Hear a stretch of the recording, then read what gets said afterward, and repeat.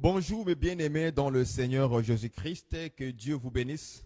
C'est encore une fois un grand plaisir pour moi de se retrouver devant vous, afin de partager, de se rappeler encore une fois de la parole de Dieu. De la parole de Dieu. Que Dieu vous bénisse énormément. Que Dieu vous bénisse énormément. Que Dieu vous bénisse. Je crois qu'aujourd'hui, nous ne serons pas très longs, mais par la grâce de Dieu, je le crois, que nous allons juste nous faire un rappel sur des points doctrinaux. Nous allons voir un peu en sursautant certains points. Juste pour rappeler des frères, pour rappeler aux sœurs que la doctrine demeure pareille.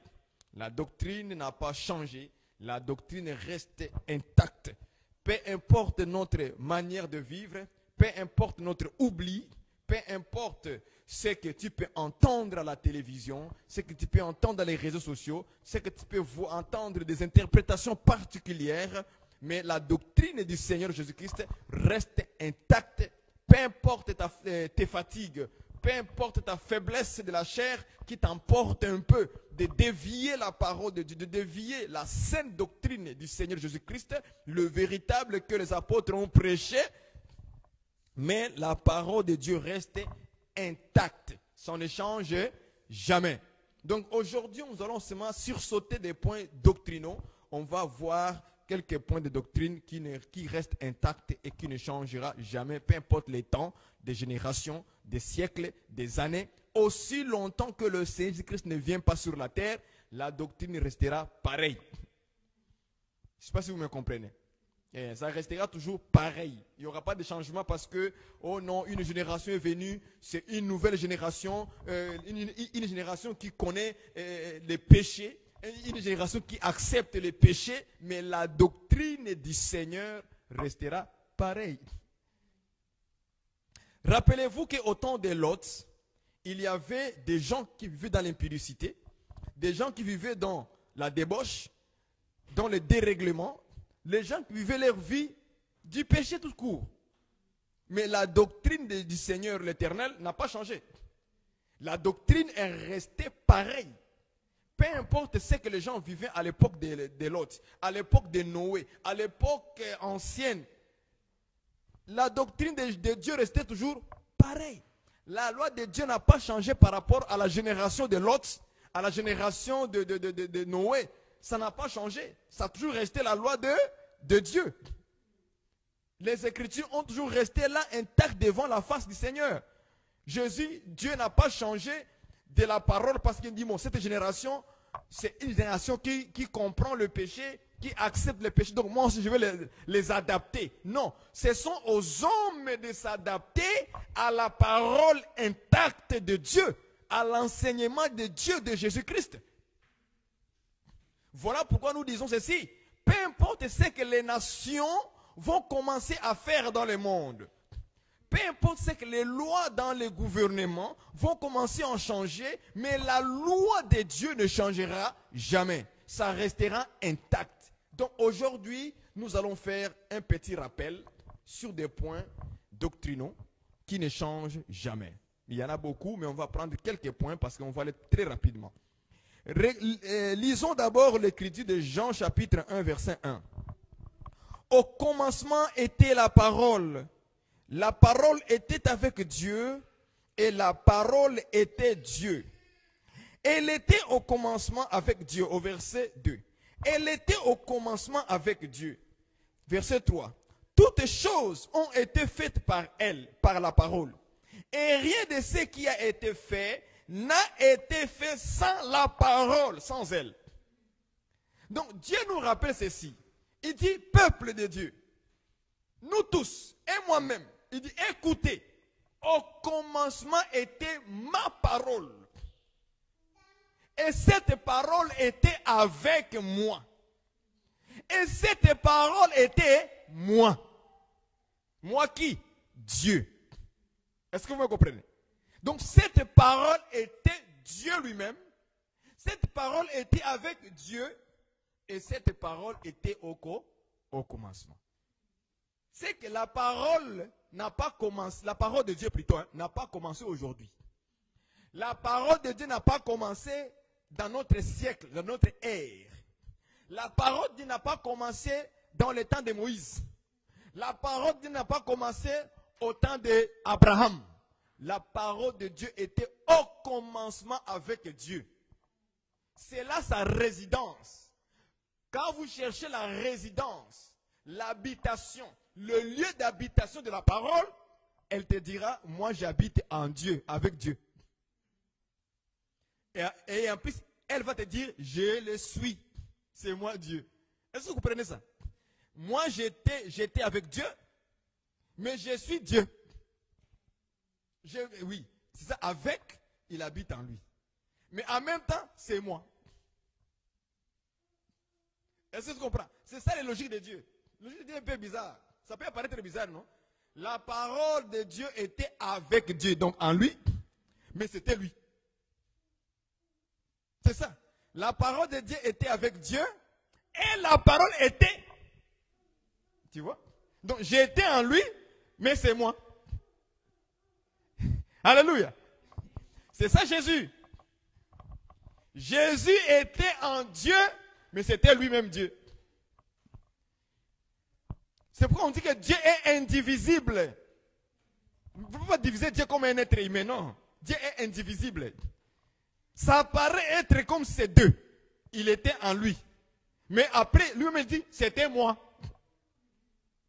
Donc cette même parole-là, c'est lui-même Dieu.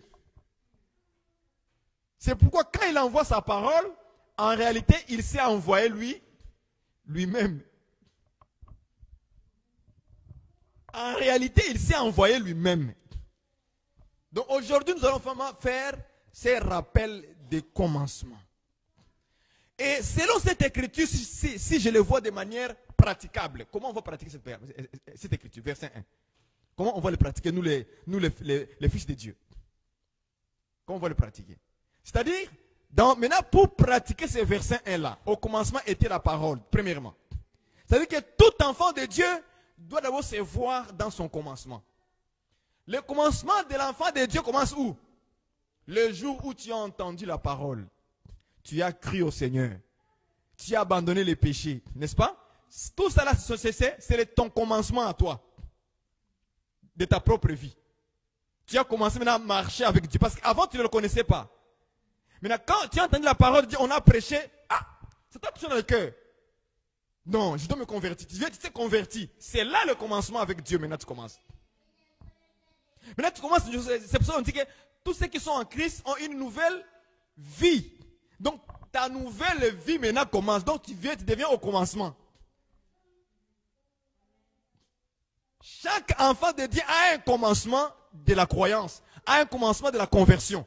C'est le jour où tu as cru à la parole de Dieu, t'as visité et tu as cru. C'est ton commencement là-bas. Et remarquez très bien, quand on a un commencement comme ça, on est fort. Quand on a un commencement comme ça, on est très vigoureux. On a des ailes. Quand on a un commencement avec le Seigneur, on est ferme dans la foi. Quand tu as le commencement avec le Seigneur au début, on est zélé. On est prêt même à rejeter, même les parents, même les amis. On les rejette tout. Tous les péchés, les boîtes de nuit, les amis qui t'influencent, tout est abandonné. Parce qu'on est encore au commencement, on sent quelque chose de fort. On le sent au plus profond de soi. Tu es prêt à tout abandonner pour Jésus-Christ, pour Dieu. Ça, c'est ton commencement. Mais regardez maintenant comment les malins font. Ils te laissent. Parce que tu es fort plus que lui. Tu es rempli du Saint-Esprit. Tu crois fermement à la parole. Le commencement est toujours merveilleux pour un enfant de Dieu. Pour tout converti. C'est toujours merveilleux. Rappelez-vous de votre commencement avec la parole de Dieu. Rappelez-vous, vous allez voir, qu'au commencement, c'était d'abord la parole. Cette parole était forte, comme on dit dans Hébreux 4:12, que la parole a la capacité de séparer le mal et le bien dans l'homme. C'est le commencement ce jour-là. Quand on croit au Seigneur, on est fort, on gêne beaucoup, on prie beaucoup. C'est le commencement ça. Avec la parole, avec Jésus. Parce que Jésus c'est la parole. C'est le commencement avec Jésus. On est zélé. On est prêt à aller au village pour aller prêcher. Pour aller chanter des louanges, de l'adoration. On est prêt d'aller faire ces choses-là. Ça c'est le commencement. Mais une fois qu'on a duré des années dans la foi, on commence à s'affaiblir.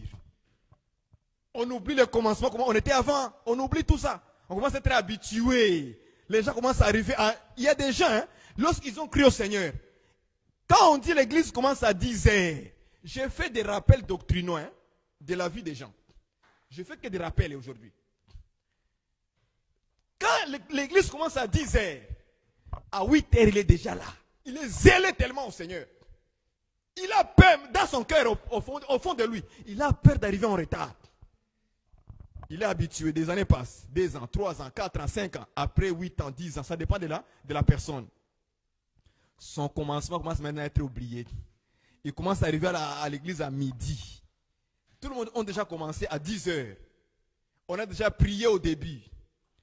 Il y avait même les gens qui étaient dans le groupe des intercesseurs du matin.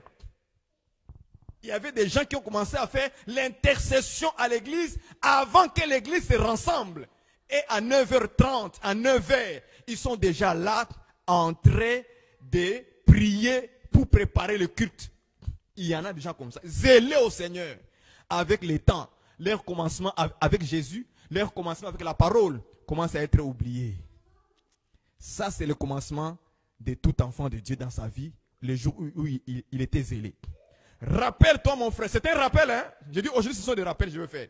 Rappelle-toi ton commencement, frère. Ma soeur, il y avait des sœurs zélées. Les sœurs qui étaient capables à refuser qu'un homme puisse le courtoyer n'importe comment. À cause de la foi de Jésus qu'elle avait, elle était prête de rejeter tous les hommes. Aujourd'hui, ma sœur, je suis venu te rappeler ton commencement avec Jésus, avec la parole. Où es-tu maintenant aujourd'hui? Tu commences un peu à te laisser aller, parler avec des frères n'importe comment, parler avec des garçons n'importe comment. Même d'autres même sont arrivés même au point, on commence même à aller les toucher aux parties sensibles. Ils se laissent un peu aller. Parler légèrement avec une sœur.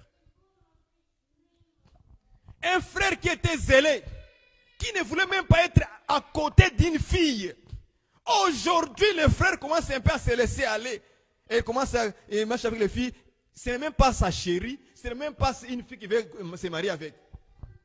Il se laisse un peu aller, commencer à courtoyer des sœurs, des femmes, à l'école. Mais frère, rappelle-toi de ton commencement avec la parole, avec Jésus. Au commencement, c'était la parole qui te dominait. Au commencement, c'était la parole qui t'envahissait. Au commencement, c'était Jésus qui prenait toute la place de ton cœur. Tu te sentais mal lorsqu'un péché te touchait. Tu sentais mal. Aujourd'hui, tu ne sens plus mal parce que tu es rentré dedans. Tu as oublié ton commencement avec la parole, avec Dieu, avec Jésus. Rappelle-toi ces choses-là, frère. Ma soeur, rappelons-nous un peu. Sommes-nous encore zélés dans le Seigneur? Est-ce qu'au commencement, notre commencement est encore en nous? Est-ce que nous sommes encore envahis par la parole, par le Saint-Esprit, par Jésus-Christ? Est-ce qu'on est dans cet enthousiasme-là encore avec Jésus?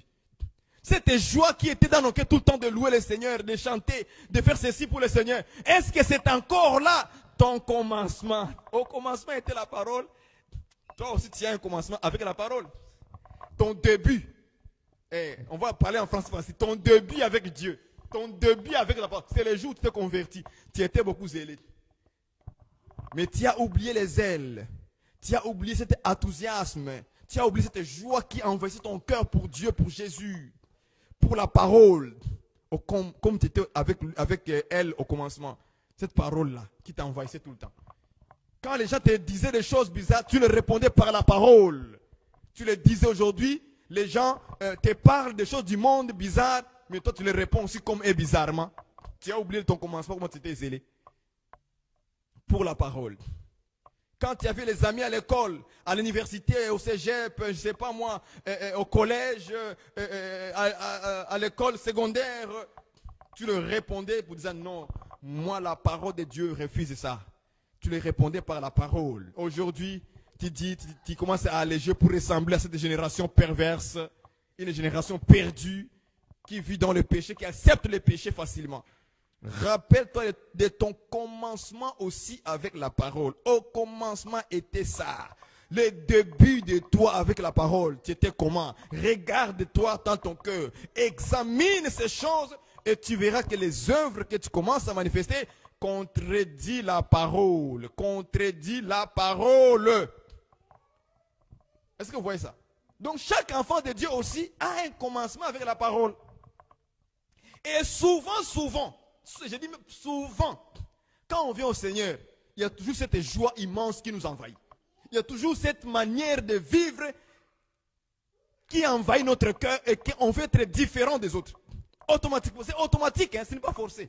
C'est automatique par le Saint-Esprit. Quand vous voyez quelqu'un qui croit au Seigneur et il est vraiment zélé selon le Seigneur, vous allez voir qu'il fera ça de manière naturelle, sans forcer, et cela viendrait de son propre cœur. Quand quelqu'un va commencer à balayer l'église, hein, l'endroit où les gens vont aller prier, il est là les matins, sans être poussé par les pasteurs, parce qu'il est zélé pour ça. Mais avec le temps, il commence à prendre ça à la légère. Le lieu où lui, il avait l'habitude de balayer, il ne balaye plus. Les gens viennent, les poussières sont là, les saletés sont là. Mais on dit, ma sœur, qu'est-ce qui se passe? Non, son commencement a commencé à être oublié. Son commencement, il a commencé à oublier. Satan a commencé à lui mettre autre chose dans son cœur. C'est pour ça qu'il faut se rappeler de notre commencement, les jours où nous sommes convertis, où on était zélés. On était zélés à aller prêcher les gens. On était zélés à aller annoncer la parole aux gens. On était zélés à aller prier avec les gens, prier pour les malades. On était zélés pour ça. Avec le temps, notre commencement commence à être affaibli. On commence à affaiblir. Maintenant, deuxième chose, c'est que Dieu dit que la parole était avec Dieu. Comment pratiquer cette parole-là maintenant dans notre vie? Comment les comprendre dans notre vie aussi? La parole était avec Dieu. C'est-à-dire que la parole, quand on dit la parole était avec Dieu, c'est que la parole était à l'intérieur de Dieu. C'est là que les gens font un peu gaffe dans leur interprétation. Quand il dit avec, hein, ils pensent que c'est comme ça. Donc moi je suis ici, puis elle aussi elle est ici. C'est ça que les gens pensent. C'est tous les gens qui ont la doctrine de la distinction, de séparation. Tu vois? Et ils pensent qu'on se dit, vous voyez, avec Dieu. Donc la parole, ce n'est pas Dieu, c'est avec Dieu. Donc il comprend mal le français. Ça, c'est un langage de Dieu.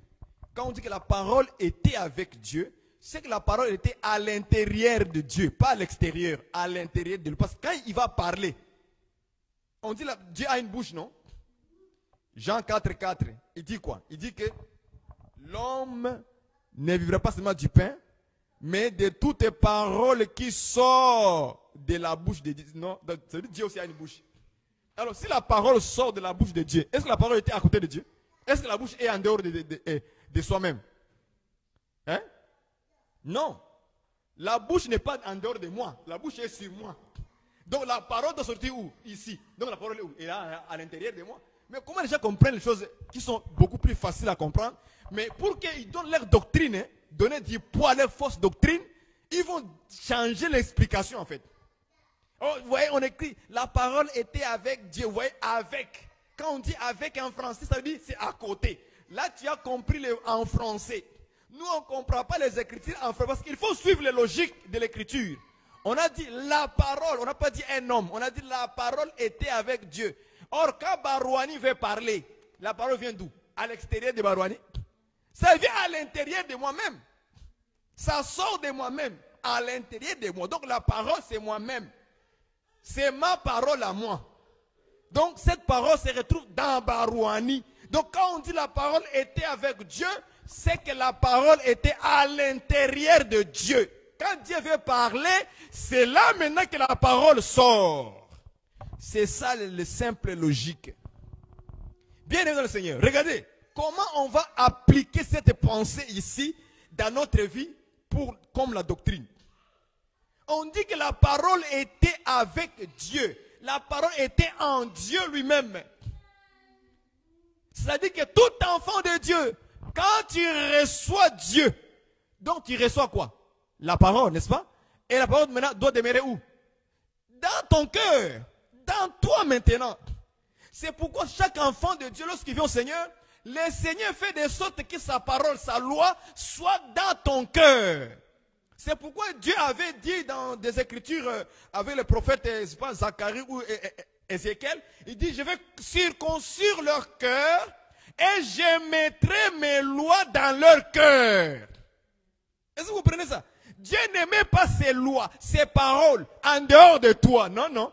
Il prend ses lois, sa parole, il les met dans ton cœur. C'est comme ça que Dieu agit. Il va te circoncire, alors il prendra ses lois et il mettra cela dans ton cœur. C'est-à-dire que chaque enfant de Dieu, la parole de Dieu demeure avec toi. Est-ce que vous me comprenez? La parole de Dieu demeure avec toi en toi. C'est pourquoi vous devez vérifier si la parole de Dieu est en moi. Beaucoup de gens vivent comme les pharisiens. Les pharisiens, Jésus les réprimande par la parole du prophète Ésaïe en disant ceci. Vous m'honorez des lèvres, mais vos cœurs sont éloignés de moi. Et cette phrase-là, il se trouve que moi et toi, nous sommes déjà glissés dedans, sans le savoir. Il s'aspecte que nous sommes déjà glissés dans, on honore Dieu par les lèvres. Beaucoup de gens, la parole de Dieu est sur leurs lèvres comme des musiciens du monde. Comme les païens, comme les gens qui ne croient pas en Jésus. Ils ont des paroles sur les lèvres. Aujourd'hui, les païens sont capables à nous instruire avec des versets bibliques. Mais est-ce que la parole demeure dans leur cœur? Non, non. Ils honorent Dieu par les lèvres, mais le cœur sont éloignés. C'est ça aussi, comment la façon on peut comprendre Jean chapitre 1, la phrase qui dit « La parole était avec Dieu ». Il était en Dieu. Et nous aussi, lorsqu'on reçoit Dieu, on reçoit la parole, on reçoit Jésus-Christ, la parole devient dans notre cœur. Attention de ne pas tomber dans ces pièges, de commencer à être un fils, une fille de Dieu qui n'utilise que des lèvres, la parole. L'instrument que tu utilises, ce n'est que des lèvres. Lorsque tu commets un péché, on veut te réprimander. Tu commences aussi à les répondre par des versets bibliques. Tu es devenu un grand pharisien moderne. Attention, je te rappelle, fils, fille de Dieu, faites attention de ne pas tomber dans ces pièges. D'avoir honoré Dieu par les lèvres.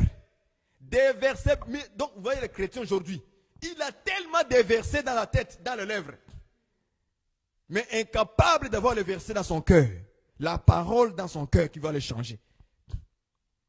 Un vrai enfant de Dieu, un vrai ministre de Dieu, une vraie servante de Dieu, lorsqu'il fait une faute, lorsqu'il commet une erreur, lorsqu'il fait quelque chose qui n'est pas bien, qui est mal, et qu'on le reprend par la parole de Dieu, il doit reconnaître dans son cœur que ici, vous avez raison. J'ai commis quelque chose qui n'est pas bien. Ne prends pas un verset, le frère te dit, frère, il faut aimer ton frère. Hein? Il faut faire cela. Hein? Attention frère, tu as désobéi la parole de Dieu. Comme tu as des versets pour t'appuyer, comme tu as des versets pour te défendre, tu sors aussi des versets. Mais tu le sais au fond de toi que j'ai commis une erreur. Tu le sais.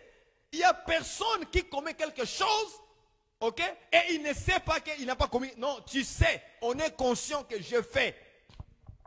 Souvent on est conscient, mais on veut simplement par l'orgueil, on veut se défendre, par l'hypocrisie, parce qu'on ne veut pas montrer aux gens que moi, pasteur, commettre ça, l'adultère. Mais quand on t'a attrapé dans l'adultère, accepte comment attraper dans l'adultère. Et dis, c'est ma faute, je me réponds. Ne cherchez pas à dire, moi je suis homme de Dieu, faites attention. On ne me parle pas comme ça. Mon ami, si on t'a déjà attrapé, tu es humilié, accepte l'humiliation, répands-toi simplement. Ne cherchez pas des versets bibliques pour t'appuyer. Ne touchez pas au oint de Dieu. Attention, je suis homme de Dieu. Non, tu n'es plus homme de Dieu. Tu n'es plus homme, à ce moment-là, là, tu n'es plus homme de Dieu parce que tout le monde va te humilier maintenant. Au lieu maintenant de s'humilier soi-même, il dit, je demande pardon, j'ai commis une grande erreur. C'est ça être un enfant véritable de Dieu. C'est celui qui a la parole dans son cœur. Vous savez, tous les versets que tu connais là sont écrits dans ton cœur. Est-ce que vous comprenez ça? La parole de Dieu est écrite dans notre cœur. Et chaque parole de Dieu agira à son temps. Est-ce que vous comprenez ça? Je répète pour une bonne compréhension. C'est-à-dire que la parole de Dieu est déjà écrite dans notre cœur. On l'écrit déjà dans notre cœur. Par le Saint-Esprit. Maintenant, chaque verset là que vous connaissez, dans notre cœur, hein, on ne connaît pas les versets. Je vais répéter ça très bien, il faut que vous compreniez. Dans notre cœur là, Dieu n'a pas mis de versets bibliques. Dieu a mis la parole. C'est différent. Ça, c'est la parole de Dieu écrite sur le papier. Mais pour Dieu, il y a la parole de Dieu écrite sur notre cœur. C'est différent avec le papier. Est-ce que vous comprenez ça? C'est pourquoi Paul dit que nous sommes une lettre écrite avec l'encre du Saint-Esprit, qui est le Saint-Esprit, par le ministère des apôtres. C'est-à-dire que le cœur de l'homme, c'est une lettre, une feuille. Une feuille. C'est une feuille qu'on écrit des choses. Mais l'encre qu'on utilise, l'encre là, c'est le Saint-Esprit. Alors le Saint-Esprit ne met pas le verset 1, le verset 2, le verset 3, le verset 4, ainsi de suite. Non, non. Lui, il écrit la parole de Dieu. Est-ce que vous voyez ça? Lui, ce qu'il écrit, c'est la parole de Dieu. On n'écrit pas des versets là-bas ou des chapitres. Il n'y en a pas. Ok? Mettez ça sur l'internet. Dans notre cœur, il n'y a pas de chapitres, il n'y a pas de versets. Il y a la parole de Dieu écrite dans notre cœur. Et chaque parole écrite dans notre cœur, chacun a sa fonction, chacun a son travail, chacun a sa manifestation au bon moment. Est-ce que vous comprenez ça? Par exemple, l'amour de Dieu. C'est écrit dans ton cœur, dans mon cœur, l'amour de Dieu. Tout le monde, tout enfant de Dieu a une parole écrite, l'amour de Dieu. Maintenant, cet amour de Dieu-là ne se manifeste qu'au bon moment. Est-ce que vous comprenez ça? Cette parole, amour de Dieu-là, aime ton prochain comme toi-même. C'est écrit dans notre cœur. Maintenant, la manifestation de cette parole-là a un temps où elle doit se manifester. Aimez vos ennemis. C'est la même chose. C'est écrit dans notre cœur. Maintenant, sa manifestation agira au moment où les ennemis vont se manifester. Est-ce que vous me comprenez? Quand les ennemis vont se manifester, cette parole, Dieu va les convoquer. Alléluia. Dieu va convoquer l'écriture. Il dit, parole, viens, manifeste-toi dans la vie de la sœur, dans la vie du frère. Est-ce que vous comprenez ça? C'est Dieu qui doit appeler la parole. Il dit, parole. Parole doit répondre, viens. La parole vient, elle sort.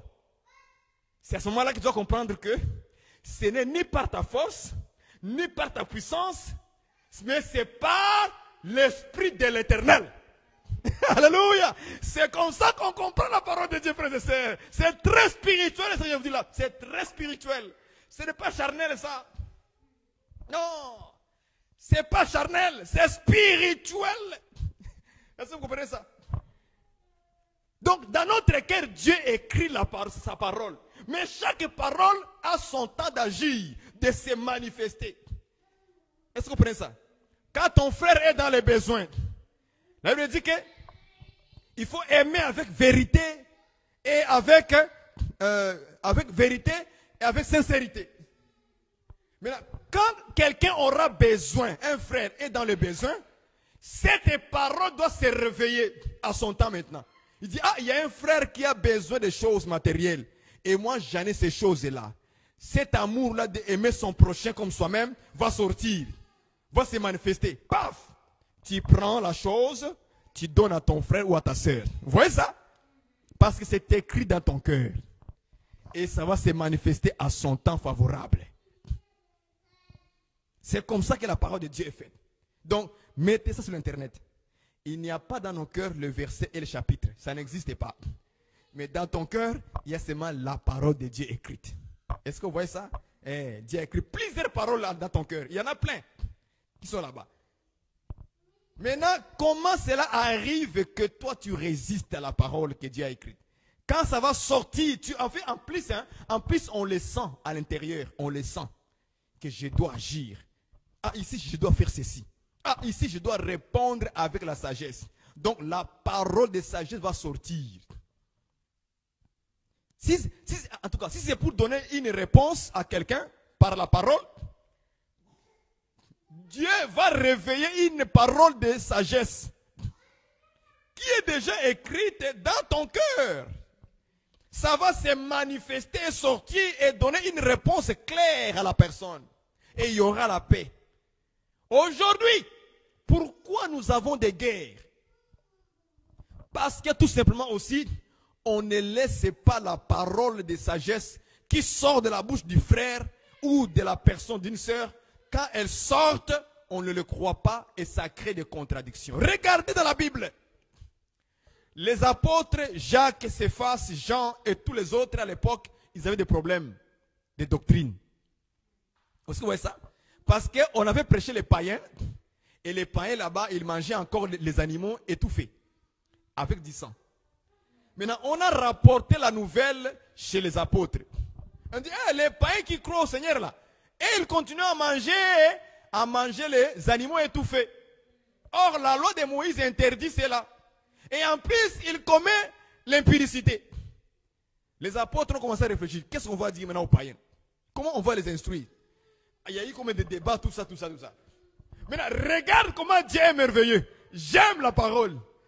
Jacques va se lever au milieu de ses frères. Jacques va sortir une parole de sagesse par le Saint-Esprit. Vous comprenez ça? Et tout le monde est resté bouche bée. Tout le monde. Tout le monde est resté bouche bée.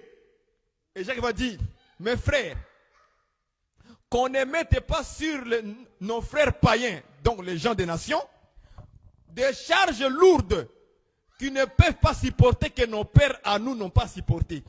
Mais, interdisons-les simplement de manger les animaux étouffés et de faire les impudicités, de s'éloigner de ces choses-là.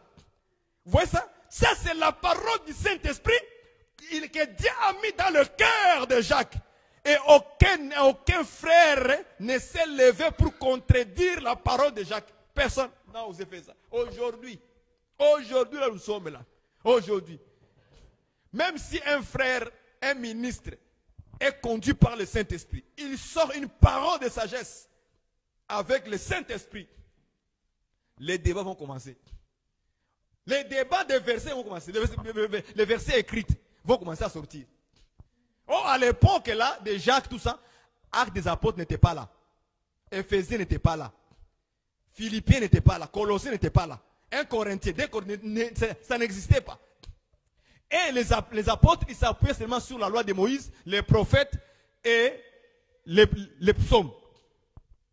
Mais quand la parole conduite par le Saint-Esprit sort, que Dieu a écrit dans le cœur de Jacques, Jacques s'est levé maintenant. Et il a commencé à parler. Est-ce que vous comprenez ça? Mais aujourd'hui, c'est le débat sur débat. Contradiction sur contradiction. Parce que les gens n'ont plus la parole dans leur cœur. Et le Saint-Esprit ne les rappelle pas la voix du Seigneur. Et on est resté là en train de faire des... Moi, il n'y a plus de débat à faire. Il n'y a plus de guerre à faire. Il faut qu'on s'éloigne de créer des guerres comme les États-Unis font là-bas. Aujourd'hui, il y a des chrétiens américains. Il y a des chrétiens américains. Il y a des chrétiens ukrainiens. Il y a des chrétiens russes. Et ils ne font que créer des guerres. S'ils ne créent pas de guerres dans les gens, ils ne sont pas contents de ça. Tu es quel genre de chrétien, toi? Tu es quel genre de chrétien? Est-ce que la parole n'est pas écrite dans ton cœur? Que c'est l'amour de Dieu qui doit se manifester au milieu de nous? Des chrétiens américains qui aiment créer des guerres dans d'autres endroits. S'il n'a pas créé des guerres dans d'autres endroits, il n'est pas content. Il ne peut pas bien dormir. Pour lui, pour dominer les gens, il faut créer des guerres dans d'autres églises. Il faut créer des guerres dans la vie des gens. Là, il se voit puissant, il se voit fort. Tu n'es qu'un chrétien américain spirituel. Tu n'es qu'un chrétien américain spirituel qui aime créer des guerres dans des pays. Là, il domine, il se sent bien. Là, il peut voler les richesses. chrétien américain, répands-toi. Je te rappelle les choses du commencement. Chaque enfant de Dieu a un commencement avec Dieu, avec la parole. Chaque enfant de Dieu doit avoir la parole dans son cœur, pas dans les lèvres. Pas ici, là-bas, là-bas, ici. C'est un rappel ça, là-bas. Et la Bible dit, la parole était qui? Était Dieu. C'est que nous devons nous revêtir de quoi? De la parole. Chaque enfant de Dieu doit se revêtir de la parole. Quand on dit se revêtir de la parole, c'est-à-dire se revêtir de l'enseignement, de se revêtir de la sainte doctrine de Jésus-Christ. Quand les païens nous voient, ils voient quelqu'un qui est habillé. Il n'est pas nu. Il a les bonnes œuvres. Les bonnes œuvres des saints. J'ai dit les bonnes œuvres des saints. C'est écrit comme ça dans Apocalypse là-bas. La Bible dit qu'on les a donné des félins et purs. Et les félins, c'est les bonnes œuvres des saints. Est-ce que ça? Donc, l'habillement que nous portons là, les félins que nous portons spirituellement, ce sont les bonnes œuvres. Un habit qu'aucune autre personne ne peut porter, si ce n'est que les saints tout seuls.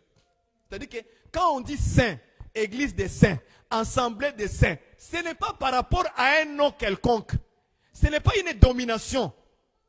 Dénomination, hein? Ce n'est pas une dénomination. Non, non, non. Quand on dit les saints, nous sommes les saints, c'est par rapport aussi aux bonnes œuvres, aux félins purs que nous portons. Si tu n'as pas les bonnes œuvres des saints, tu ne peux pas être appelé saint. Je suis désolé de te dire. Donc fais l'effort aujourd'hui. Fais l'effort de porter les bonnes œuvres des saints. Et on va t'appeler une sainte femme, un saint frère.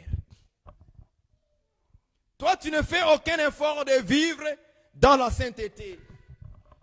Tu ne cherches pas la face de Dieu pour vivre dans la pureté. Tu ne cherches pas Dieu, la parole, pour te revêtir de la... D'ailleurs, il est écrit, revêtez-vous du Seigneur. Est-ce que vous voyez ça? C'est écrit comme ça dans Romains 13, je pense. Revêtez-vous du Seigneur. Rejetez tout ce qui est mal, tout ce qui est horrible. Rejetez ça, mais vous, revêtez-vous. Le Seigneur, là, c'est ça les bonnes œuvres des saints. Parce que c'est tout un habit. La parole était Dieu. Pas elle était devenue, non, elle était Dieu. Voilà ce que je voulais dire. La parole doit nous revêtir maintenant, nous. Parce que Dieu est en nous, mais nous devons aussi devenir cet aspect-là. C'est pourquoi on dit que nous sommes la lumière. Dieu est la lumière. Nous aussi, nous sommes la lumière. On est devenu par rapport à Dieu, à la parole. Quand Dieu est dans ton cœur, ce n'est pas seulement dans le cœur. Même l'extérieur aussi doit être reflété la parole qui est dans ton cœur.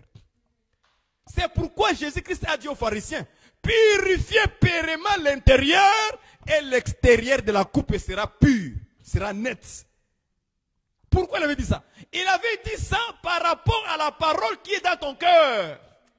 Parce que quand la parole touche ton cœur, la manifestation, les bonnes œuvres vont changer. Les œuvres vont changer. Si tu avais les œuvres mauvaises dans ton cœur, à l'extérieur, sortira maintenant des bonnes œuvres à cause de la parole qui est écrite dans ton cœur. Les sœurs ont oublié la parole. Nous allons vous rappeler la parole. 1 Timothée. Chapitre 1, chapitre 2, verset 9. On va rappeler la parole maintenant. Si cela touche ton cœur, c'est bien qu'on t'a lu ça plusieurs fois. On t'a lu ça plusieurs fois. Mais tu n'as pas compris. On va encore te rappeler cette parole. Beaucoup de sœurs commencent à se diriger vers l'enfer, tout seul.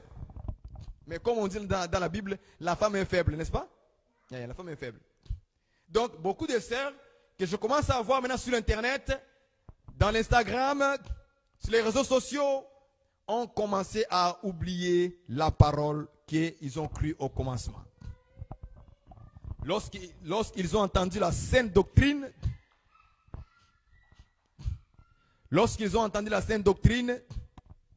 ils étaient très contentes, les sœurs. Les sœurs ont commencé à changer la garde-robe. Les sœurs ont commencé à ressembler à la parole. Avec le temps, à cause de l'influence des amis, à cause de l'influence des collègues à l'école, à cause de l'influence du monde même des ténèbres, qui les poussent et ils commencent à les inculquer dans leurs pensées. Pourquoi ne pas devenir comme tel? Pourquoi ne pas être comme tel? Regarde, mais elle est belle, non? Mais elle porte les mini-jupes, la cuisse est à l'extérieur. Est-ce que c'est mauvais? Vous voyez ça? Regarde celle qui travaille là, elle est directrice. Mais regarde comment elle est habillée. Mais elle a un poste très élevé. Ça lui fait quoi? Elle gagne son argent. Voilà, tel travaille dans le restaurant. Mais regarde comment elle est. Mais elle gagne plus. Ça lui fait quoi? Et les sœurs ont commencé à avoir des pensées impures, qui ont commencé à traverser leur esprit, au point où on commence à voir beaucoup de sœurs commencent à oublier cette parole. Nous lisons la parole, 1 Timothée 2, verset 9. Que la femme, verset 9 plutôt, pas 11. Je veux aussi que les femmes vêtues d'une manière décente, avec pudeur et modestie, ne séparent ni de tresses, ni d'or, ni de perles, ni d'habits somptueux. Mais, verset 10, qu'elles séparent des bonnes, chapitre 1 Timothée, chapitre 2, verset 9 à 10. Mais qu'elles séparent des bonnes œuvres comme il convient à des femmes. Écoutez la phrase qui suit. Comme il convient à des femmes qui font profession de servir Dieu. Vous avez vu ça à la fin? Vous avez vu la dernière phrase? Ils font profession. Fait quoi? Yakumtumukia Mungu. Ça veut dire qu'une femme qui fait la profession de servir Dieu, une femme qui dit que moi j'ai pris le Seigneur Jésus, une femme qui dit que moi je jeûne, je suis intercesseuse de Dieu pour le peuple, elle doit faire une profession de démontrer comment elle sert le Seigneur. Sinon, tu n'es qu'un jézabéliste. En fait, tu t'aimes toi-même. Tu ne peux pas échapper à ces versets ici. Tu vas échapper ça. Ça, ce sont les ministres qui sont venus avant nous, avant notre génération ici. C'est déjà passé les années, des siècles. Depuis que Paul est mort, jusqu'à aujourd'hui. Ça fait combien de temps? Des siècles. Est-ce que vous comprenez ça? Aux yeux des hommes, ça fait longtemps. Mais l'écriture est têtue. C'est toujours resté comme ça. Les pasteurs viennent, ils contredisent l'écriture. L'écriture est toujours là. Est-ce que vous voyez ça? Il vient, les ministres, Satan va soulever des hommes de Dieu dans le monde. L'écriture est toujours là. Têtu. Je dis qu'il n'y a pas de n'échange jamais. Et ça ne changera jamais. Est-ce que vous voyez ça? Beaucoup d'hommes de Dieu peuvent interpréter comme ils veulent. Par rapport à cette écriture ici. 1 Timothée 2, verset 9 à 10. Il peut donner toute interprétation, mais l'écriture est toujours là. Têtu. Parole de Dieu est toujours là. Ça ne change pas. Mais Dieu va écrire cette parole-là dans le cœur de ses enfants. Il va écrire Timothée. Il va écrire Timothée. Il va écrire, je veux que la femme soit vêtue d'une manière décente, avec pudeur et modestie. Ne sépare pas de ça, ni de ça, ni de ça. Voilà, voilà, voilà. Il va l'écrire ça comme ça. Ma fille, si tu veux faire profession de me servir, comme dans ton cœur, j'ai changé ton cœur des choses mauvaises là. Tout ce qui est mauvais sur toi maintenant là, doit aussi changer. C'était une sœur impudique qui aimait trop les choses courtes comme ça. Aujourd'hui, il y a même des femmes qui sortent dehors ici au Canada avec soutien. Elles se promènent dans la route. Si tu étais une sœur dans le monde comme ça, Jésus dit non. Maintenant, je vais te déshabiller de cette manière de vivre et je vais maintenant prendre l'écriture, je vais mettre dans ton cœur. Quand Dieu met ça dans le cœur, l'intérieur est purifié, l'extérieur aussi devient pur. Et demain, vous verrez que la sœur ne portera plus, ne commencera plus à marcher dans la route avec le soutien-gorge. Tout ça est nu. Vous ne verrez plus la sœur porter un habit où ici, jusque là, tous ces bases sont ouverts. Et elle monte maintenant les seins en haut pour que les gens voient comment ça va gonfler en haut. Il y a les sœurs comme ça, non? Elles font par exprès. Elles font ça par exprès pour attirer les hommes. Elle fait monter les seins en haut, elle les écrase vraiment, elle écrase les seins pour les faire sortir ici en haut comme ça. Comme ça les gens vont le voir. Et tout le temps, elle est comme ça tout le temps. Elle veut arranger. Mais elle fait ça exprès pour faire ça. Mais quand tu viens au Seigneur, le Seigneur doit d'abord te déshabiller cette manière de vivre pour te dire que non, tous tes habits doivent couvrir jusqu'à la gorge.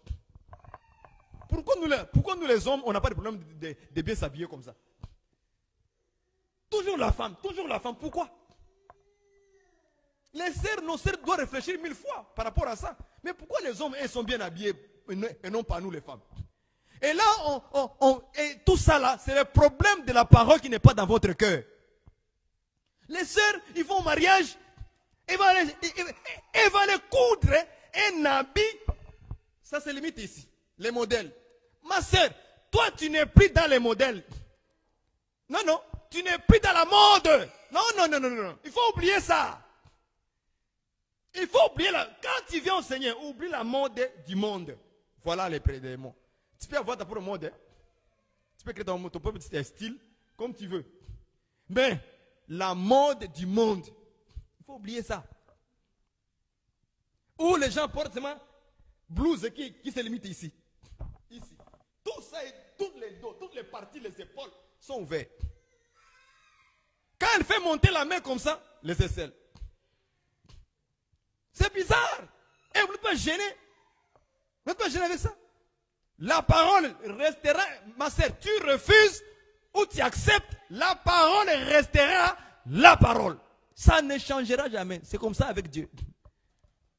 Même si les générations viennent, une génération perverse, une génération impure, une génération mauvaise, une génération qui ne connaît pas Dieu, même si elle vient après nous, la Bible restera là intacte. La parole de Dieu ne changera jamais. Je vais rappeler ça 1000 fois. Non, c'est à toi de changer. Écoutez ma soeur, attends. Il y a une pensée qui me vient. Écoutez, ma soeur, toi qui résistes à la parole, à cette écriture ici, depuis que tu as, compte les années que tu as résisté. Hein, ma soeur, depuis que tu as résisté à l'écriture,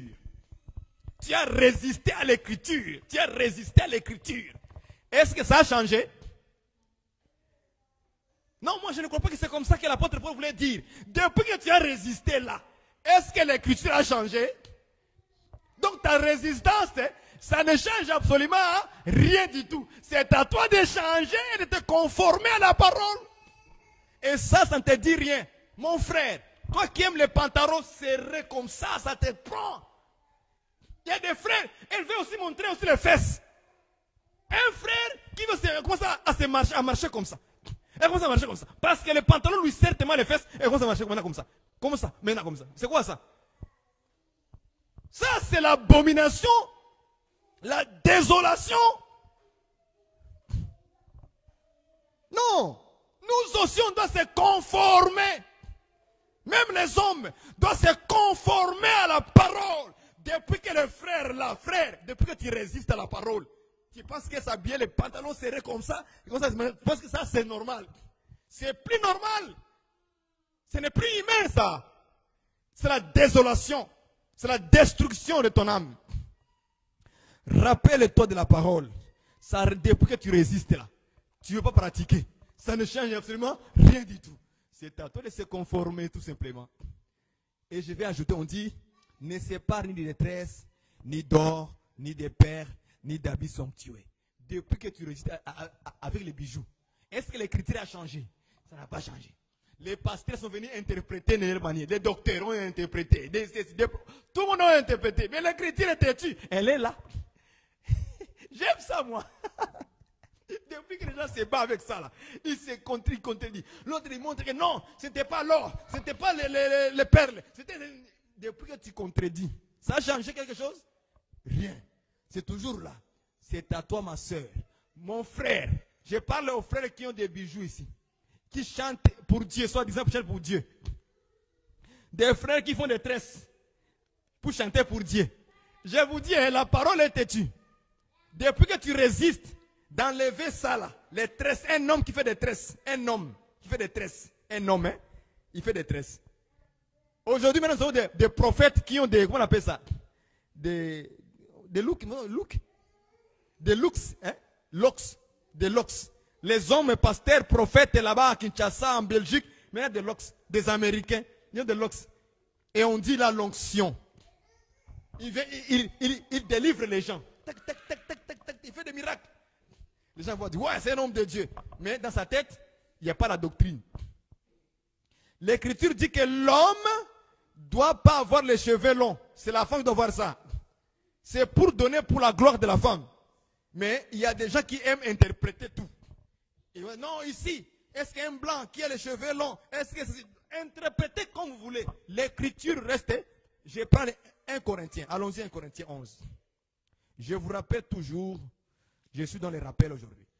L'écriture restera l'écriture. Ça ne changera jamais. On prend le verset 14 au verset 16. 1 Corinthiens 11. Le verset 1 Corinthiens 11. Le verset 14 au verset 16. Je le lis au nom du Seigneur Jésus-Christ. La nature elle-même ne vous enseigne-t-elle pas que c'est une honte pour l'homme de porter de longs cheveux, mais que c'est une gloire pour la femme d'en porter, parce que la chevelure lui a été donnée comme une voile, comme en guise de voile, en guise de parure, ce qui brille, ce qui est comme l'or. Cette écriture est là, non? Mais regardez les interprétations des hommes de Dieu quand ils aiment interpréter et bafouler la parole. Ils n'aiment pas pratiquer la parole. Ils disent non, non, non, non. Ce n'est pas, ce n'est pas une honte pour l'homme de porter de longs cheveux. Ce n'est pas une honte. Mais la parole dit que c'est une honte pour l'homme de porter de longs cheveux. Est-ce que vous comprenez ça? C'est écrit. C'est déjà là. Mais ils vont se défendre pour ne pas pratiquer parce que ce n'est pas écrit dans leur cœur. Tout simplement. Donc ce sont des faux chrétiens, des faux serviteurs, des faux prophètes, des faux pasteurs, des faux docteurs. Tous ces gens-là, ce sont des faux. Ils sont dans les classements des faux. Parce qu'un fils de Dieu, lorsqu'il se trouve devant un verset comme ça, il se met tout de suite à genoux. Parce que la parole, si elle est écrite dans ton cœur, ça doit agir dans ton cœur pour dire l'extérieur est mal. L'extérieur n'est pas bon selon par rapport à... Donc il faut que tu sois conforme à la parole qui est déjà écrite. Il faut que toi tu te conformes à elle. Et non, ce n'est pas elle qui doit s'adapter à toi. Non, non. C'est toi qui dois s'adapter à elle. Tu vas comprendre ça? Donc quand tu t'adaptes à elle, donc tu l'as pratiqué. Qu'est-ce qui reste? C'est d'enlever, c'est looks. De les enlever, tout simplement. Et de couper tes cheveux normaux. Pour ne pas être dans cette, contredire cette écriture, il faut que tu coupes tes cheveux longs. Que ce soit un Chinois, que ce soit un Africain, que ce soit un Européen, que ce soit, je ne sais pas, un Américain. S'il a seulement les cheveux longs, on va les classer, il contredit l'écriture, la parole. Et ça, c'est une écriture qu'on a écrite il y a des années, nous on est venus après. Mais c'est toujours là intact. Et on les prêche dans le monde entier comme ça. On ne va pas la bafouer parce que c'est la doctrine, ça reste intact. Nous prenons le verset 13 d'abord. Verset 13. Jugez en vous-même, est-il convenable qu'une femme prie Dieu sans être voilée? C'est une question. Mais les pasteurs vont contredire la parole de Dieu. Ils vont contredire ce que les apôtres ont écrit. Et ça, c'est la base de la foi, de la vie chrétienne. Parce que la prière, c'est une chose de tous les jours. C'est parler à Dieu, faire les demandes à Dieu. Et là, on nous dit dans le verset 4, on y va au verset 5. Toute femme, au contraire, qui prie ou qui prophétise, la tête non voilée, déshonore son chef. C'est comme si elle était rasée. Les pasteurs vont vous dire, cette parole que l'apôtre Paul a écrite, il a écrit ça à l'époque. Maintenant, si cette parole concerne à l'époque, prenons toutes les paroles que Paul a écrites à l'époque, ramenons tous à l'époque et fabriquons de nouvelles paroles à nous-mêmes maintenant. Est-ce que vous comprenez ça? Si tout le temps on aura des interprétations ou des arguments, c'était à l'époque, c'était à l'époque. Quand Paul a écrit ça, c'est à l'époque. Quand Paul a écrit ça, c'est par son propre chef. Maintenant, prenons toutes les lettres que l'apôtre Paul a écrites, parce qu'il les a écrites à l'époque, parce qu'il les a écrites par son propre chef. Mettons-le tout à côté. Créons de nouvelles paroles maintenant que toi, le pasteur, tu vas maintenant nous donner. Et nous aussi, on va dire, ça, c'est ton propre chef que tu l'as écrit toi aussi. Maintenant, toi, tu vas dire que non, moi, je l'ai écrit sous l'inspiration. Hein? Mais Paul aussi dirait aussi, moi, je l'ai écrit sous l'inspiration du Saint-Esprit. Ça revient au même. Est-ce que vous comprenez ça? Lui aussi, il va se défendre que moi aussi, j'étais inspiré par le Saint-Esprit. Comme toi aussi. Est-ce que vous comprenez ça? Donc, tu dois seulement être conforme à ça. Ce qui est déjà écrit avant toi. Toi, tu es venu après, tu dois suivre les aînés, les pères dans la foi, les apôtres. Tu dois les suivre, ma soeur. Depuis que tu résistes à ne pas mettre le voile, est-ce que la parole sur le voile a changé? Il y a beaucoup de pasteurs aujourd'hui maintenant qui commencent à prier avec les chapeaux. En tout cas, si c'est un mouvement diabolique, si c'est un mouvement, le pasteur, hein, il est devant les gens, mais avec un chapeau. Pendant le culte, il est dans le culte, chapeau. Je me dis, est-ce que c'est le diable qui veut contredire la parole de Dieu qui les pousse comme ça? Ou c'est quoi alors? Et ils vont donner des interprétations particulières. Oh, la phrase est très simple. C'est la doctrine. C'est très simple à suivre. Juste enlever les chapeaux pendant quelques minutes pour prier. Ça te coûte quoi? Eh ma soeur, pour mettre les voiles pour prier pendant un moment, ça te coûte quoi? Depuis que tu résistes là. La parole a changé. C'est toujours là. C'est-à-dire la parole est patiente. Elle attend que le jour où tu vas les pratiquer. Mais elle ne va jamais s'adapter à toi. Jamais de la vie. La parole ne te suivra jamais. C'est toi qui dois la suivre. C'est toi qui dois la suivre. C'est-à-dire que tu dois t'adapter, la pratiquer. Tu enlèves, tu prends le voile. Si tu es une femme, tu prends le voile, tu mets, tu pries calmement, tu finis, tu l'enlèves. On n'a pas dit que maintenant tu vas rester toute ta vie avec le voile sur la tête. Non. Même les hommes, c'est pour un temps. Tu enlèves, tu pries. Après la prière, si tu veux mettre ton chapeau comme tu voudras. On ne t'a pas refusé de porter le chapeau. Mais honorez maintenant la parole. Mais vous l'honorez des lèvres avec un chapeau à la tête. Tu déshonores ton chef Christ. Tu es toujours dans le péché. Tu déshonores le Seigneur. Toi un homme, tu déshonores le Seigneur. Toi la femme, tu déshonores ton chef, ton mari. Tu es toujours dans la désobéissance en faisant cela. Faites attention, mes frères. C'est un rappel doctrinal. C'est un rappel doctrinal. Est-ce que vous comprenez ce, frères et sœurs? C'est très important. C'est très très important. Sans savoir toucher les points de soumission de la femme à son mari. Le mari doit aimer sa femme. Les enfants doivent obéir à ses parents, à leurs parents. Tout ça là, c'est la doctrine. Même si tu es un enfant têtu, tu es rebelle aux parents, la parole t'attend. Elle est toujours écrite là-bas. Il dit, enfants, obéissez à vos parents. Femmes, soyez soumises à vos maris. Même si tu es têtu, une femme têtue, une femme rebelle qui n'écoute pas son mari. Moi, à cause des influenceuses sur les réseaux sociaux. Ça t'a pris la tête aussi. Ah, moi aussi. Je ne peux pas rester comme ça. Mon mari tombe, mais il me dirige. Il y a des femmes à la télévision.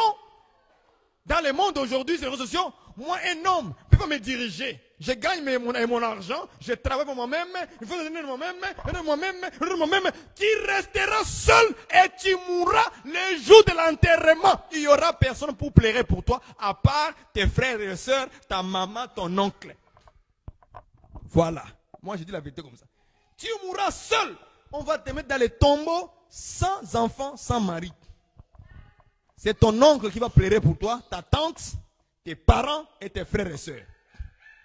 Et tu n'auras pas de traces dans le monde. Dès que tu vas mourir, tu n'auras pas de génération dans le monde. Dès que tu vas mourir, pas de descendance. Tu vas disparaître ton nom. C'est pourquoi vous allez voir que Dieu, il faisait comme ça. Quand un frère est né, il était marié, ok? Et qu'il mourait sans enfant, il laissait la femme, non? Dieu autorisait que son frère prenne cette femme-là. Même si l'enfant était jeune plus que la femme. Oui, il devrait donner un enfant à cette femme-là pour donner le nom du défunt. Afin que son nom ne disparaît pas en Israël. C'était une loi comme ça et cela est prophétique, je le sais. Est prophétique. Je parle ici de manière un peu tirée, de manière charnelle. Est-ce que vous comprenez ça? C'est important. Afin que le nom du défunt là ne disparaît pas. C'est-à-dire que quand l'enfant venait, si c'est un fils, on lui donne le nom on va dire quoi? On va donner le nom de celui qui était le mari de la femme. Comme ça, son nom va rester pareil à travers cet enfant-là. Est-ce que vous comprenez ça? C'était important pour Dieu, pour garder une descendance pour cet homme-là. Parce que lui, il n'a pas laissé. Et comme il n'a pas laissé, son frère doit donner l'enfant. Est-ce que vous comprenez ça? Mais aujourd'hui, c'est comme si ça devient comme une doctrine dans le monde aujourd'hui. Les femmes rebelles, les femmes influenceuses, les femmes de feu, les femmes de ceci, cela, les femmes, maintenant, comment c'est comme les femmes émancipées. Vous allez mourir dans la anticipation. Ah oui. Constipation, vous avez constipé. Que Dieu ait pitié de vous, les femmes influenceuses, les femmes capables, les femmes de feu. Vous allez mourir pauvres, seuls, sans descendance, sans trace, sans même un nom laissé. Ça, c'est la fille de quelqu'un. Ça, c'est le fils de quelqu'un. Vous allez mourir comme ça, ben c'est fini pour vous. Votre histoire est finie. Votre histoire sera finie par là. Parce que le diable vous a incité. Il vous a poussé de vouloir vous montrer que vous êtes maintenant capable. C'est contraire à la génération passée de nos parents, de nos grands-parents, de nos grands-grands-grands-parents. Les femmes étaient toujours soumises. Ils ne faisaient jamais la guerre avec les hommes. Jamais. Les femmes étaient à leur place, les hommes à leur place. Aujourd'hui, les femmes, à cause des réseaux sociaux et la mondialisation et l'émancipation de la femme, elles trouvent qu'elle est capable. Commence même à refuser d'être avec un homme. C'est pour ça que vous allez voir que la plupart des femmes influenceuses n'ont pas de mari à la maison pour les diriger, pour les guider. Or, la femme, dans sa qualité de femme, elle a besoin d'une autorité. La femme, dans la qualité de la femme, elle a besoin d'un homme à tes côtés. Même si tu es milliardaire, même si tu es millionnaire, elle doit toujours avoir un homme à côté, comme sa protection, comme celui qui peut la défendre, comme celui qui peut donner des idées, comme celui qui peut la soutenir, parce qu'elle restera toujours faible selon les Écritures. C'est pas moi qui ai dit ça, hein? C'est l'apôtre Pierre. Et nous croyons à ça, c'est la doctrine, que la femme est faible. Même si elle est milliardaire, même si elle est influenceuse, elle est faible. C'est l'Écriture. Veux ou veux pas. C'est la parole de Dieu. C'est comme ça, frère, ma soeur. Toi, tu es orgueilleuse parce que tu veux suivre l'influenceuse du Côte d'Ivoire, l'influenceuse du Congo. Ces rebelles-là que tu vas suivre, les rebelles à Dieu, ils se rebellent à la parole et toi, tu veux les suivre. Et à la maison, tu commences à créer le feu. À la maison. Parce que tu es capable maintenant aujourd'hui. Hein, la sœur? Tu es capable, sois soumise à ton mari. Toi et ton mari, vous êtes devenus un. Selon la chair. Vous êtes devenus un selon la chair. Vous devez partager les mêmes idées. La même vision. Même les maris aussi. Il doit aimer sa femme. Parce que vous deux, selon Dieu, selon la chair, vous êtes devenus une personne. Donc, partagez vos idées, votre vision, votre projet, vos plans, vos ceci, vos enfants pour les préparer dans leur vie. Il faut que vous soyez unis ensemble. Ce n'est pas vos parents qui viendront arranger votre vision. Ce n'est pas les parents du garçon ou de la femme qui viendront arranger vos projets, vos beaux-frères, vos belles-sœurs. Non, ils ne viendront pas construire votre foyer. Le foyer est construit par deux personnes. Les autres là, qui sont en dehors, les grands-parents, les belles-sœurs, les beaux-frères, les oncles, les tantes, les ceci, cela, Et il vient pour vous conseiller simplement. Pour vous aider à dire ici, non, il faut faire ça comme ça. C'est bien. Voilà, ici, non, voilà, c'est tout ce qu'il veut faire. Mais la maison, la famille est construite par deux personnes. C'est vous deux. Si vous deux, vous êtes brisés, la maison est brisée. Si vous êtes forts, la maison sera forte. Les enfants seront bien. Mais si les deux parents se divisent, et les enfants vont se diviser en arrière de vous. Parce que les piliers des enfants, c'est les parents. Voilà pourquoi il n'y a que deux piliers. Vous allez voir un pilier au Canada, un pilier à gauche et un pilier à droite. Et là, les enfants vont aller où? Les enfants vont aller où? Quand un pilier est à gauche, l'autre est à droite. Parce qu'à cause de l'Europe, à cause de l'argent qu'on donne là-bas par le gouvernement de l'Europe, à cause de l'argent qu'on vous donne, l'argent ne peut pas venir vous diviser, ma soeur, mon frère, en Jésus-Christ. Rejette cette pensée diabolique des rebelles. Rejette ça. Ça, c'est la doctrine. Reviens à la doctrine, ma soeur, mon frère.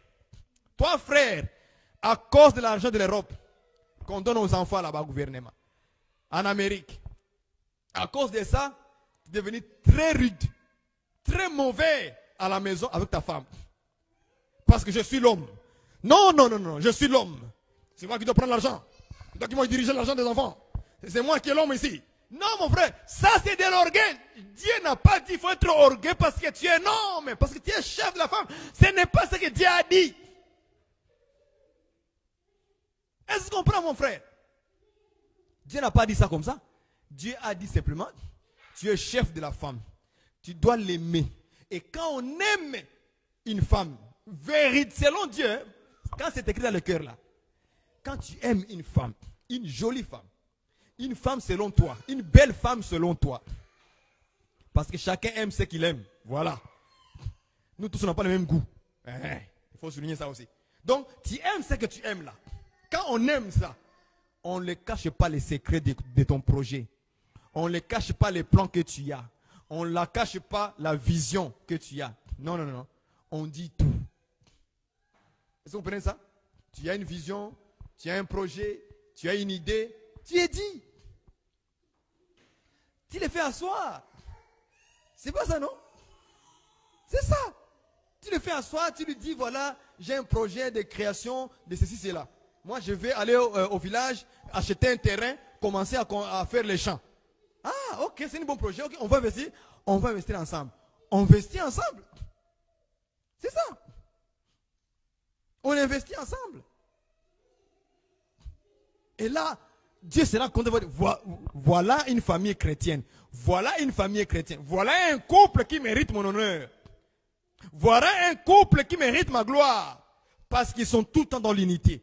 Tout le temps, il n'y a pas de secret entre les deux. Tout le temps. Même la femme, si tu as des projets à construire, les femmes qui sont en Europe là, si tu as le besoin de construire une maison pour ton père au village, dis-le à ton mari. Chérie, oui, voilà, je voulais construire à papa une maison au village. La maison dans laquelle ils sont, ce n'est plus en bon état. Mais je voulais quand même dépenser quelques 2 000, 3 000 $, 3 000 € pour les construire une maison au village qui sera en bon état. Un bon mari aussi qui comprend la requête de sa femme, qu'est-ce qu'elle fait?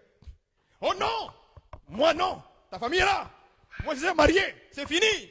C'est pas comme ça qu'on agit, mon frère. Prends la requête en considération. Fais montrer à ta femme que tu es intéressé. Et tu verras que ta femme, lorsque tu vas réaliser ces projets-là, elle va encore plus t'aimer. Une femme intelligente, elle va encore plus t'aimer. Elle va t'aimer encore parce que tu lui as fait du bien. Pas tout le temps refuser. Quand ta femme a un projet, tu refuses. À un moment donné, elle va commencer à cacher ses projets et prendre l'argent et les réaliser. C'est ça qui crée des guerres dans les couples. C'est un rappel doctrinal. C'est un rappel doctrinal. Il y en a beaucoup de rappels que je peux faire, mais j'ai béni le Seigneur aujourd'hui. On va se limiter par là. Que le Seigneur aide nos vies, de nous ramener encore dans la doctrine, dans la simplicité des choses.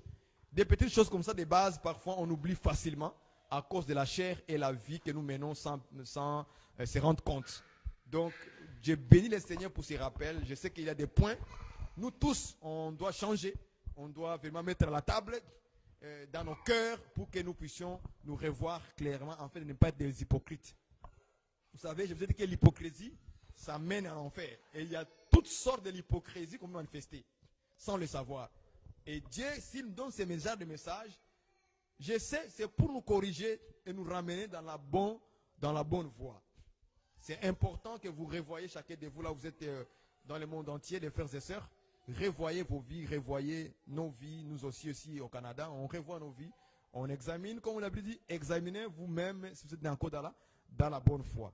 Que Dieu vous bénisse, qu'il vous rende encore une fois cette exhortation multiple, qu'il vous rappelle encore des choses basiques, des choses faciles à comprendre, qui sont très simples parfois dans la Bible, mais on essaie de les rendre très difficiles parce qu'on ne veut pas le pratiquer. Et vérifiez aussi si la parole de Dieu est écrite dans votre cœur. Parce qu'une fois que c'est écrit dans le cœur, l'extérieur aussi. Rappelez-vous, l'extérieur aussi suit ce qui est dans mon cœur. Je sais que beaucoup ont commencé à oublier la parole. Les commencements, les jours où ils se sont convertis, ils étaient très zélés. Ils avaient une vie de prière, une vie de jeûne, une vie donc ils étaient vraiment avoués à Jésus-Christ à la parole. Mais avec le temps, ils ont commencé à s'affaiblir et à suivre le monde, à suivre les gens, les païens qui ne croient pas au Seigneur. Rappelez-vous de votre commencement. Rappelez-vous avec la parole que vous avez reçue. Rappelez-vous que vous devez vous revêtir toujours du Seigneur, de la parole, de la sainte doctrine. Avoir les bonnes œuvres de Dieu, des saints. Que Dieu vous bénisse.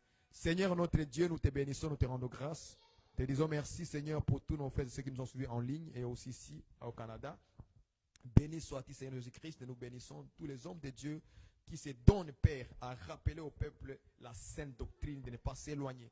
Seigneur, merci pour tes bienfaits. Merci pour la parole que tu nous envoies aujourd'hui. Au nom de Jésus-Christ, notre Seigneur et Sauveur, nous bénissons cet après-midi que nous remettons entre tes très puissantes mains. Au nom de Jésus, ainsi nous avons prié. Amen.